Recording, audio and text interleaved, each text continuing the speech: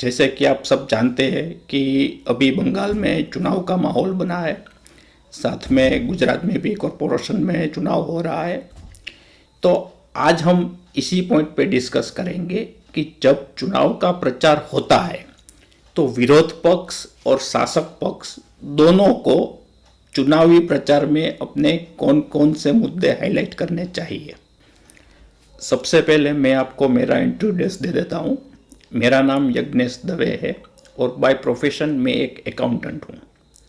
साथ में एक राइटर भी हूँ और मैंने एक बुक्स भी लिखी है जिसका नाम है कलयुग में ईश्वर समीप, जो कि अमेज़ॉन और फ्लिपकार्ट पर अवेलेबल है।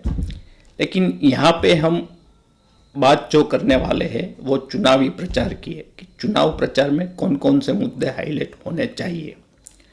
तो सबसे पहले तो हम बात करते हैं विरोध पक्ष की। कभी कभी आप न्यूज़ पे, टीवी पे न्यूज़ चैनल देखते होंगे तो आप देखते होंगे कि जब चुनाव आता है तो हमारे जो राजकीय नेता है वो कुछ भी बोल देते, कुछ भी स्टेटमेंट कर देते।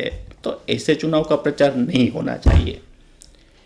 चुनाव के प्रचार में जो विरोध पक्ष है उसको केवल यही हाईलाइट करना है कि यदि उसकी सरकार बनती है तो अगले 5 साल के लिए उसका क्या एजेंडा है, वो कौन से रास्ते से देश का विकास कर सकते हैं और ये विकास करने के लिए उसके पास सोर्सेस क्या है।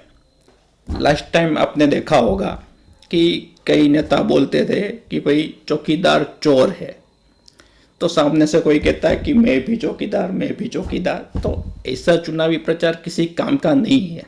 ऐसे देश नहीं चलता। आप किसी को ब्लेम करते हो वो ठीक है, लेकिन देश चलाने के लिए ब्लेमिंग नहीं करना है।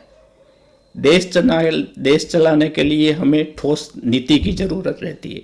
तो चुनावी प्रचार में आपका मुद्दा यही होना चाहिए कि यदि आपकी सरकार बनती है तो अगले 5 सालों के लिए आप क्या करना चाहते हो और जो करना चाहते हो उसका सोर्सेस क्या है, आप किस बेस पे वो कर सकते हो। तभी जनता को समझ आएगा कि हमें जो वोट देना है वो कौन सी पार्टी को देना है। साथ में हम शासक पक्ष की बात करें तो वो भी विरोध पक्ष पे ब्लेम करते हैं कि इन्होंने पिछले 5 साल में ये किया, उन्होंने अपने सत्ता काल में ये किया, वो किया। तो उसको भी ब्लेम करने का किसी को राइट नहीं होता है। ब्लेम करने से कभी देश नहीं चलता। ब्लेम करने से आप जनता का एंटरटेनमेंट कर सकते हो, देश नहीं चला सकते। सबसे पहली बात तो ये। दूसरी बात, अब हम बात करते हैं शासक पक्ष की। शासक पक्ष जब चुनाव का प्रचार करता है तो सबसे पहली बात कि उसको भी विरोध पक्ष के किसी नेता को ब्लेम नहीं करना है। अभी शासक पक्ष का चुनावी मुद्दा क्या रहेगा, तो सबसे पहले उसको जनता को हिसाब देना है कि उसके सत्ता के कार्यकाल के दौरान उसने क्या क्या काम किया है।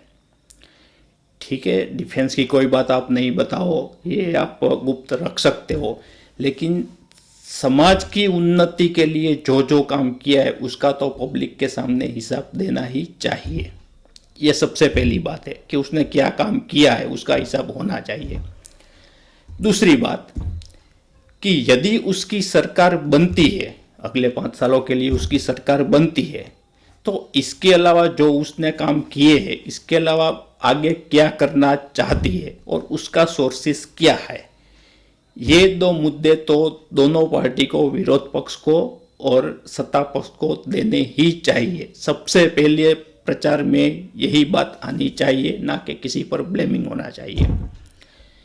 अब जो पक्ष के कोई राजकीय पक्ष या उसके नेता प्रचार करते हैं, चुनाव का प्रचार करते हैं, तो वो जो स्टेटमेंट करते हैं उसको रोकने के लिए इलेक्शन कमेटी को एक्शन में आना चाहिए। तो ये काम इलेक्शन कमेटी का रहता है, ना कि जनता का। तो ये तो बात रही चुनावी प्रचार की कि दोनों पार्टी को क्या करना चाहिए, क्या नहीं करना चाहिए और इलेक्शन कमेटी को क्या करना चाहिए। अब जो मेन बात आती है कि जो शासक पक्ष में है, जिस पक्ष की सरकार है, उसको समाज की उन्नति के लिए क्या करना चाहिए।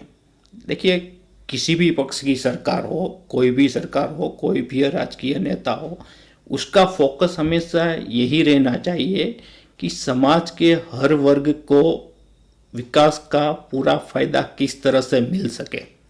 ऐसा नहीं है कि किसी को विकास का फायदा ज़्यादा मिले, किसी को कम मिले। समाज के हर वर्ग की उन्नति होनी चाहिए और उसके लिए सरकार को ठोस कदम उठाने चाहिए। अब यहाँ पे हम बात करते हैं कि वो कौन कौन से चेंजेस है जिसके जरिए सरकार सारे समाज की, सारे भारत देश की उन्नति कर सकता है। तो सबसे पहला मुद्दा है पॉलिटिक्स, कि पॉलिटिक्स में क्या क्या चेंजेस करना है। दूसरा मुद्दा है इकोनॉमिक्स, उसमें क्या क्या चेंजेस करने हैं। तीसरा पॉइंट है एजुकेशन, उसमें क्या क्या चेंजेस करना है। और चौथा है लॉ। ये चारों सेक्टर में क्या क्या चेंजेस करने हैं कि जिसके जरिए हम पूरे समाज की उन्नति कर सकते हैं। इन चारों मुद्दों पे हम आगे चर्चा करेंगे मेरे नेक्स्ट वीडियो में। लेकिन सबसे पहले आप मेरी चैनल को लाइक कर लीजिए, शेयर कर लीजिए और सब्सक्राइब कर लीजिए ताकि आपको नया नोटिफिकेशन मिलता रहे। और ये वीडियो आपको कैसा लगा वो आप कमेंट के ज़रिए मुझे बता सकते हो, और कोई नया सुझाव यदि आपके पास हो तो वो भी बता सकते हैं। और अंत में पूरा वीडियो देखने के लिए थैंक्स।